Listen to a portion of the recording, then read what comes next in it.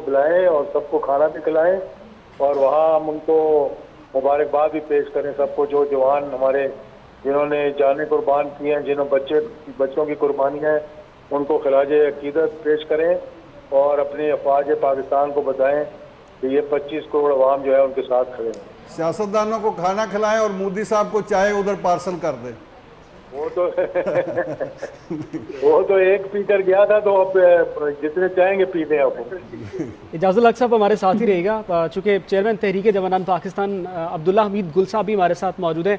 अब्दुल्ला हमीद गुल साहब, लातों के भूत बिलाखिर बातों से मानते नहीं हैं। बहुत पहले पाकिस्तान ने ये पेशकश भारत को की कि आप हमारे साथ आएँ और आके इंक्वायरी करवाएं।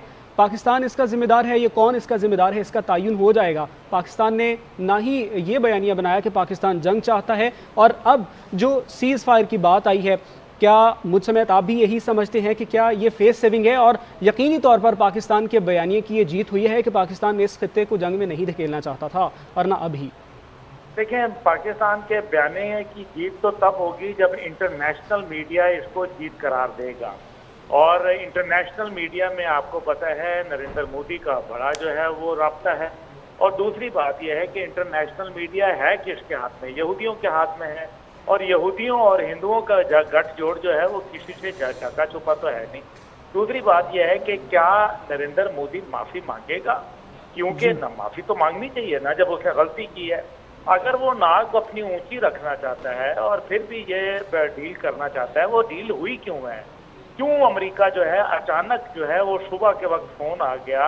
इस वजह से कि वजीर आजम ने जो है 2019 के बाद नेशनल कमांड अथॉरिटी की, यानी कि न्यूक्लियर असासाजात, जो यानी कि आपने जब न्यूक्लियर डिटरेंस शो किया, जब आपने न्यूक्लियर ब्रिंकमैनशिप पॉलिसी जो है वो उसकी तरफ इशारा दे दिया कि नेक्स्ट टारगेट हमारा टैक्टिकल न्यूक्लियर वेपन होंगे, और वजीर आजम ने उनको इख्तियार दे दिया एक बाकायदा मीटिंग के जरिए। वो बात थी जो अमेरिका और भारत का जो है वो माथा ठनका, क्योंकि भारत जो है वो कितने अरसे से पाकिस्तान की यही बात कर रहा था कि हम इसको कन्वेंशनल वॉरफेयर में लेके जाएं, रवायती जंग में लेके जाएं, तवील जंग में लेके जाएं, ताकि जंग लंबी हो।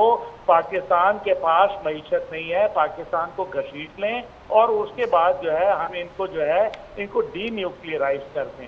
ये है असल कहानी। लेकिन पाकिस्तान की हमेशा से जो स्टोरी थी वो ये था, हमारी डॉक्ट्रिन है कि हम जो है वो जब से एटम बम बना, हमने कहा कि जी हमारी डॉक्ट्रिन जो है वो अब है कन्वेंशनल नहीं बल्कि नॉन कन्वेंशनल वॉरफेयर।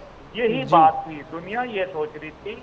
इसीलिए आप देखें रात को जेडी वेंस का बयान आया, उसने ये कहा कि पाकिस्तान और इंडिया के दरमियान में न्यूक्लियर जंग का sorry to you Abdullah Hameed Gul साहब, हमें ज्वाइन किया है पाकिस्तान पीपल्स पार्टी की सीनियर रहनुमा शाजिया मरी साहब ने। बहुत शुक्रिया शाजिया मरी साहब आपके कीमती वक्त का। इस वक्त सीज़ फायर पाकिस्तान और भारत के दरमियान हो चुका है, और पाकिस्तान ना तो पहले जंग का हामी था और ना ही पाकिस्तान ने जंग के लिए किसी को उकसाया, ना ही कोई ऐसी कार्रवाई की जिसके ऊपर पाकिस्तान ने तो भरपूर जवाब दिया। भारत ये चाहता था कि इस खित्ते को जंग में धकेल दिया जाए।